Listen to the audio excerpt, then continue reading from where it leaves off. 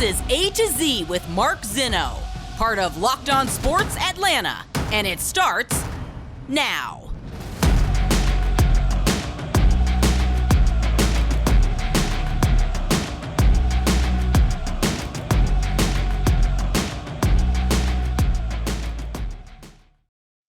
Good afternoon. Welcome to A to Z here on Locked On Sports Atlanta, where today I tell you, we were so close. Welcome in.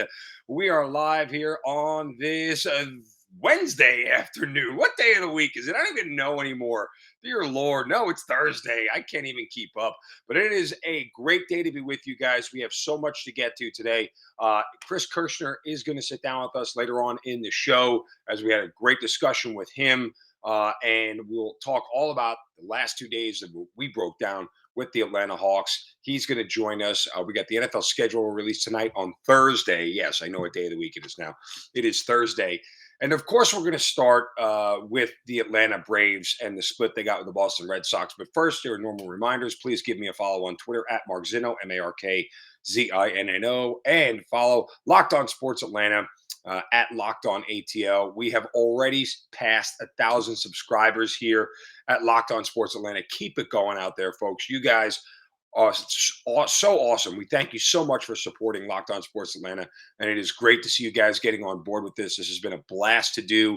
We've only been at it for a little over a month now, but you guys are really responding to us, and we love it. So please continue to like and subscribe. Follow us on our YouTube channel and hit the like button there, and subscribe wherever you get your podcast. Search Locked On Sports Atlanta and keep it up. We certainly appreciate it. Okay.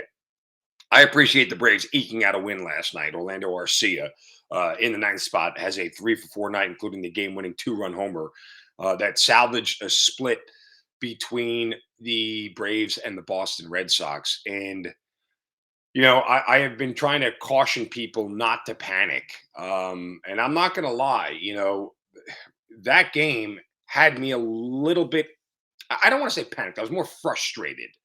That the Braves' best pitcher this year, and no, it hasn't been Max Fried statistically. He's the best pitcher on the staff overall, but Kyle Wright has been the Braves' statistical best pitcher this entire year. And when they really were starting out bad in the beginning of the year, Kyle Wright was the reason why this team was even remotely close to 500. So, you know, he goes out and gets rocked for 6 runs against a Red Sox team that had scored 5 runs total in the previous 3 games and getting swept by the White Sox. And so it was just like, ugh, you know, they were supposed to beat this Red Sox team handily, and they didn't.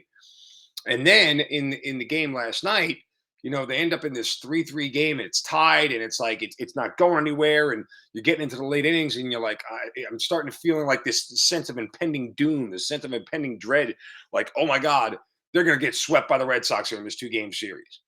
And so Orlando Arcia hits a 2-run blast in the bottom of the ninth, and the Braves go home happy, and we all go home happy. But, you know, there certainly was a sense of, if they had lost that game and fell to 14 and 18, you almost feel like, again, they have so much work to do to dig out of the hole. But this is what good teams do. They find unlikely heroes. Arcia hadn't started a game in over 2 weeks. And so, you know, he had been on the bench for quite some time, and he made the most of his first start going 3-for-4. He might get another start when they start the series with the Padres tomorrow night on Friday. And so, you know, good teams do that. They find ways just to scrape together wins with everybody in the lineup, 1 through 9. They find a way to scrape together wins with when you don't have your best stuff. I mean, you know, it was last night Ian Anderson, who struggled at home this year, which again is surprising because he was so good at home over the course of his career. But he goes 5 1/3, 7 hits, 3 runs, a walk, and 4 strikeouts. Not like terrible, but not like great. You know, you put 8 guys on base in 5 innings. That's going to be a bad whip. So, but they finally, I think that's the most important thing. You know, and that hopefully is something they can build momentum as they head into a series against the Padres to close out this 8-game homestand. You know, I really like to hit the ball a little better, you know, be better and more consistent when it comes to, you know, not striking out as much. I mean, I had 8 Ks again last night. I don't know how much more The strikeout thing is going to be a bugaboo for the Braves. I'd love to see Dansby get going. I'd love to see Austin Riley start finding a little more pop in his bat. I mean, the guy's slugging 341 for crying out loud. It's early. I'm sorry, that's Marcelo Zuna that's slugging 341. He needs to get going too as well. Dear Lord. Riley's at 487, so he's much more respectable at this point in the year. But you know, regardless, all this is an offensive team that isn't really being offensive right now. The way their batting is offensive, but it's not offensive. You see what I did there?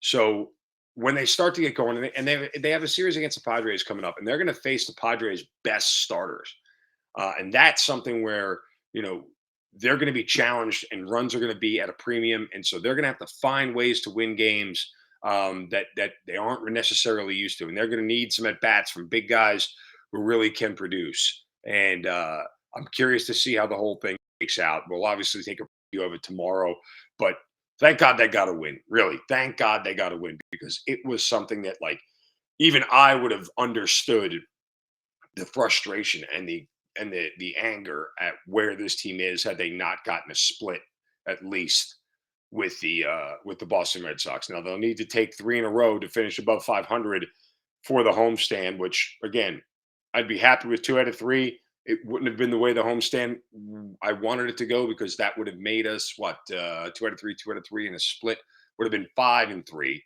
when they needed to be 6 and 2 on the homestand to finish above 500. So we'll see.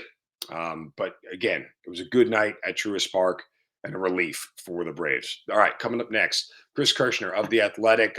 We've used his column, his mailbag, for the last 2 days to address some serious issues with the Atlanta Hawks, and he will address them himself now with us right here coming up next. You're watching and listening to A to Z here on Locked On Sports Atlanta, free on YouTube, and wherever you get your podcast, make sure you search Locked On Sports Atlanta. We'll be right back.